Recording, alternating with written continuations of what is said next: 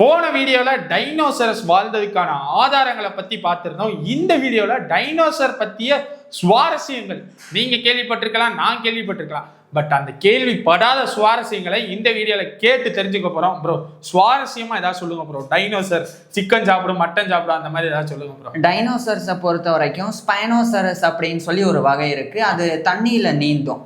அதிகமா சொல்ல போனா முக்காவாசி நேரம் தண்ணியில தான் அது வாழும். அது வேட்டையாடுறதே பெரிய பெரிய சுறாக்களை தான். டைனோசர் தண்ணிக்குள்ள வாழும், அது ஸ்விம்மிங் அடிக்கும். ஆமா, பயங்கரமா நீந்தும். அதுக்கு அதனுடைய வால் பகுதி எப்படி முதலைக்கு ஒரு துடுப்பு மாதிரி வால் உதவும். அந்த மாதிரி உதவும். ஃபாஸ்டாவே தண்ணியில போகும். மீனையே பிடிச்சு வேட்டையாடக்கூடிய அளவுக்கு அதனுடைய வேகம். அப்போ டைனோசரும் crocodileம் ஒரே அந்த ஃபேமிலியில வருமா? அந்த மாதிரி தான். அதாவது அந்த காலத்துல முதலைகளுக்கும் டைனோசர்களுக்குமே போர்லாம் பயங்கரமா நடக்கும். டைனோசருக்கும் முதலைகளுக்கும் என்னதுதான். இப்ப யானைகள் நீர் தண்ணி குடிக்க போகுதுன்னா முதலைகள் கம்ப வருது இல்ல, அதுமே அப்பவும் நிறைய நடந்திருக்கு. அப்பெல்லாம் சொல்ல போனா 30 அடி நீள முதலை, அதை விட பெரிய முதலைகள் எல்லாம் அந்த காலத்துல வாழ்ந்திருக்கு. அதாவது டைனோசருக்கு ஈக்குவலா அதனுடைய நீளம்லாம் கூட இருந்திருக்கு.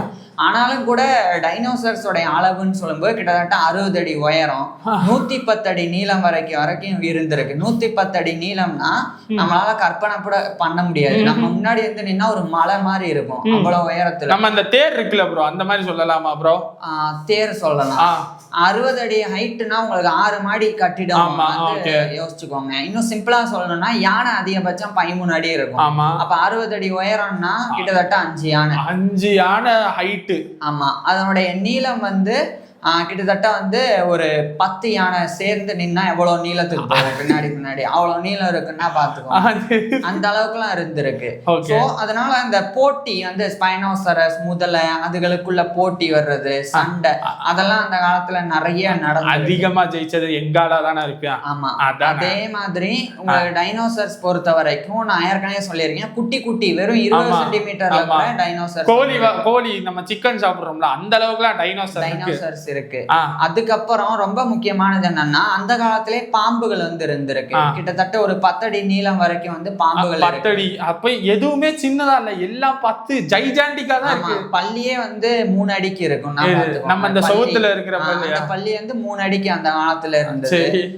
இப்ப டைனோசரே 3 விதமா இருக்கு.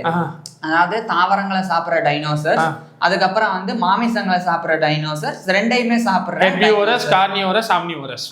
இந்த மாதிரி இருந்திருக்கு. இப்ப இதுல இந்த மாமிசங்களை சாப்பிடக்கூடிய டைனோசர்ஸ் இருக்குல்ல, அது இந்த பல்லிகளை வேட்டையாடுறது, பாம்புகளை, ஆமையெல்லாம் அந்த காலத்துல பெருசா மனுஷங்களை விட பெருசாவே இருந்திருக்கு. சோ அந்த மாதிரி ஆமைகள் அதை வேட்டையாடு. அப்ப யானைன்னு ஒண்ணு இருந்துச்சா? கண்டிப்பா இல்லவே இல்லை. யானைகள் எல்லாம் அதுக்கப்புறம் தான் கிட்டத்தட்ட 5.5 கோடி ஆண்டுகளுக்கு முன்னாடி தான் கொஞ்சம் கொஞ்சமா யானைகள் பரிணாம வளர்ச்சி அடைய ஆரம்பிச்சிருக்கு. ஆனா 6.6 கோடி வருடங்களுக்கு முன்னாடியே டைனோசர்ஸ் அழிஞ்சு போச்சு. ஒருவேளை யானையும் டைனோசரும் இருந்திருந்தா டைனோசரோடைய இன்னொரு உணவா யானையும் இருந்திருக்கு. அதெல்லாம் நான் கேட்க வேண்டிய கேள்விங்க. யானைக்கும் டைனோசருக்கும் சண்டை வந்தா யார் ஜெயிப்பான்னு? கடைசி டைனோசர்ஸ் தான். என்னங்க யானைக்கு யானை 5000 கிலோ இருக்கு. அதனுடைய ஹைட் 13 அடி. டைனோசர்ஸ் 60 அடி. கிட்டத்தட்ட 70,000 இருந்து 1,00,000 கிலோ. யானைக்கு முன்னாடி நம்ம நின்றா எப்படி இருக்குமோ, டைனோசருக்கு முன்னாடி யானை நின்றா அப்படிதான் இருக்கும். அந்த மாதிரி இருக்கும். அவ்வளவு பெரிய உயிரினம் வாழ்ந்திருக்கு. அப்ப பச்சை பசேல்னு தான் இந்த உலகம் இருக்குமே ஒழிய கலரா உலகம் இருந்தது இல்ல. நிறைய பூக்கள் எல்லாம் கிடையாது. ஆமா, அதுக்கப்புறம் ஒரு சுவாரஸ்யமான விஷயம் என்னன்னா, தாவர உண்ணி விலங்குண்ணி இருக்குல்ல, இதுல எது ரொம்ப ஹைட்னு நினைக்கிறீங்க? எனக்கு தெரிஞ்சு இதாத்தான் இருக்கும், விலங்குகளை சாப்பிடுறதா தான். ஆனா உண்மை சொல்ல போனா தாவர உண்ணி தான் 60 அடி ஹைட்டுக்கு இருக்கு. விலங்குண்ணி 20 அடி வரைக்கும் வளர்ந்துருக்கு. விலங்குண்ணி கரெக்டா எந்த விலங்கு செலக்ட் பண்ணி சாப்பிட்டுருக்காது, இல்ல ஹைட்டு கம்மியான விலங்கை சாப்பிட்டுருக்கா, அதனாலதான் குட்டையா. விலங்குண்ணியை நம்ம பேசக்கூடாதுங்க. தப்பா இல்ல, தப்பாலாம் பேசல, அந்த ஒரு ஃபேக்ட். ஆனா நிறைய பேர் விலங்குண்ணி தான் பெருசா இருக்கும். ஆனா அவ்வளவு பெரிய தாவர உண்ணியையே உணவு கிடைக்காதப்போ விலங்குண்ணிகள் வேட்டையாடி சாப்பிடும். அதாவது டைனோசர் இனத்தை அடிச்சு சாப்பிடும். அது எப்படின்னா, உதாரணத்துக்கு அர்ஜென்டினோசரஸ் அப்படின்னு சொல்லி ஒரு வகையான பெரிய டைனோசர் இருக்கு. இது தாவர உண்ணி தான். இத விலங்குண்ணி டைனோசர்ஸ் இருக்குல்ல, அது போய் வேட்டையாடும். உணவு கிடைக்காது. யாரு ஜெயிப்பானா இப்ப தனியா போய் மோதுனா தாவர உண்ணி தான் ஜெயிக்கும். இது என்ன பண்ணுன்னா சுத்திரும், நிறைய மாமிச உண்ணி டைனோசர்ஸ் வந்து சுத்து போட்டு ஒரு இடத்துல வந்து கடிச்சிரும். கடிச்ச உடனே அந்த டைனோசருக்கு வந்து ரத்தப்போக்கு ஏற்படும். அதுக்கப்புறம் இது விலகி போயிடும். விலகி போனதுக்கு அப்புறம் அது எங்க சுருண்டு விழுவுது அப்படின்னு பார்க்கும். சுருண்டு விழுந்த உடனே போய் சாப்பிடும். ரத்தம் எல்லாம் வெளியேறிடுச்சுன்னா சுருண்டுரும்ல, அதுக்கப்புறம் போய் சாப்பிடும். ஸோ அந்த மாதிரி பண்ணும். அதுக்கப்புறம் வந்து இந்த பாம்புகளுக்கும் டைனோசர்களுக்கும் பெரிய போட்டியே அந்த காலத்துல நடந்தது. பாம்புக்கும் டைனோசருக்கும். ஆமா, டைனோசர்ஸ் வந்து பாம்புகளை வேட்டையாடுது. பாம்புகள் வந்து பழி வாங்கும். எப்படின்னா டைனோசர்ஸோடைய கூடுகளுக்குள்ள நுழைஞ்சு பெரிய பெரிய டைனோசர்ஸ் இல்லாதப்ப அதனுடைய முட்டைகளை வந்து சாப்பிடுறது, சின்ன சின்ன டைனோசர்ஸை வந்து முழுங்குறது. அந்த மாதிரி எல்லாம் பாம்புகள் வந்து அதிகமா ஜெயிச்சது டைனோசர்ஸ் தான். பாம்புகள் வந்து 42 அடி நீள பாம்புகள் கூட. ஆனா டைனோசர் இருக்கிறப்போ அவ்வளவு வளரல. டைனோசர் அழிஞ்சதுக்கு அப்புறம் பாம்புகள் வந்து வளர்ந்த எவ்வளவு 42 அடி. நம்ம அந்த அனகோண்டா அப்படின்லாம் தனியா வீடியோ போடுவோம். அனகோண்டாலாம் எனக்கு ரொம்ப ஃபேவரட். ஓகே. ஸோ அந்த மாதிரி டைனோசர்ஸ் வந்து பண்ணிருக்கு. பல முறை வந்து மாமிச உண்ணி டைனோசரை இன்னொரு மாமிச உண்ணி டைனோசரை அடிச்சு சாப்பிட்டுருக்கு. அதாவது மனுஷனை அடிச்சு அப்படி இருக்கும், அடிச்சு சாப்பிட்டா. அந்த மாதிரி டைனோசருக்கு இந்த பல்லி, ஆமை, அதுக்கப்புறம் முதலை, பாம்பு இதெல்லாம் கிடைக்கலன்னா அதுகளுக்குள்ளேயே அடிச்சுக்கும். ஜெயிக்கிறது வாழ்ந்துரும். அந்த சர்வைவல், அதாவது வாழ்வா சாவான்ற மாதிரி. ஆமா, அவ்வளோ உயிரினங்கள் வந்து அவ்வளோ விஷயத்த வந்து சாப்பிடும். ஸோ அந்த காலத்திலேயே இவ்வளோ விஷயங்கள் கிட்டத்தட்ட 18.4 கோடி ஆண்டுகள் இந்த உலகத்தை டைனோசர்ஸ் தான் வந்து ஆட்சி செஞ்சிருக்கு. அப்படின்னா என்னன்னா, இப்ப நம்ம எப்படி சிங்கத்தை காட்டுக்கு ராஜான்னு இந்த உலகத்துடைய அசைக்க முடியாத ஒரு பலம் கொண்டது வந்து டைனோசர்ஸ் தான். ஏன்னா அதை வீழ்த்துறதுக்கு அதால மட்டும்தான் முடியும். இப்படி உயிரினமா இருந்தா இப்படி ஹைட்டாவே 10 மாடிக்குன்னா எங்க யோகிக்கவே முடியல. அதே மாதிரி டைனோசர்ஸ்னால பறக்க முடியும் அப்படின்றது தெரியும். ஆனா உலகம் முழுக்க டைனோசர்ஸ் வந்து பரவி இருந்திருக்கு. வெறும் ஒரு குறிப்பிட்ட கண்டம் அப்படின்லாம் இல்லாம உலகம் முழுக்க வந்து டைனோசர்ஸ் வந்து பரவி இருந்திருக்கு. ஸோ அந்த அளவுக்கு வந்து டைனோசர்ஸ்களினுடைய அந்த தாக்கம் வந்து அதிகமா இருந்திருக்கு. சொன்ன மாதிரி அதனுடைய ஹைட்டுக்கு ஏற்ற மாதிரி அதனுடைய உணவு, இப்ப தாவர உண்ணியா இருந்தது அப்படின்னா கீழே இருக்கக்கூடிய ஃபர்ன்ஸ் அப்படின்ற ஒரு வகையான புற்கள், புற்கள் கிடையாது, ஃபர்ன்ஸ் அப்படின்னு சொல்லுவாங்க, முட்டி அளவுக்கு வந்து வளரும். ஆனா அது அந்த காலத்துல பெரிய பெரிய உயரத்துல வளரும். எந்த அளவுக்குன்னா இப்ப நம்ம சாதாரணமா ஒரு 100 அடி மரம் வளருதுன்னு, அந்த காலத்துல 300 அடிக்கு வளரும்.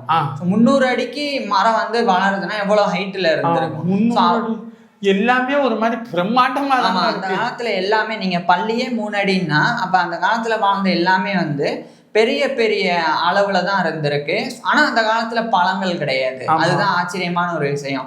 வெறும் இலைகள், கிளைகள், அந்த தண்டு இததான் வந்து இந்த உயிரினங்கள் எல்லாம் இருக்கிறது கம்மியா இருக்கும். ஆனா எல்லாமே பெருசா இருக்கும். அதுக்கப்புறம் இந்த பாறை இருக்குல்ல, பாறையை விட டைனோசர்ஸோடைய பல் இனாமல் அது வந்து கடினமானது. நல்ல வேளை டைனோசர் பல் இது கல்ல சாப்பிடுதுன்னு ஏதாவது சொல்லுவீங்கன்னு நினைச்சேன். இல்ல, அந்த பாறை இருக்கு அதை விட கடினமானதுன்னா அதனாலதான் இந்த காலத்துல கூட அந்த காலத்துல வாழ்ந்த டைனோசர்ஸோடைய பற்கள் வந்து அப்படியே பெருசா வந்து சேதம் அடையாம கிடைக்குது. நம்ம மியூசியம்ல எல்லாம் பார்க்க முடியுது.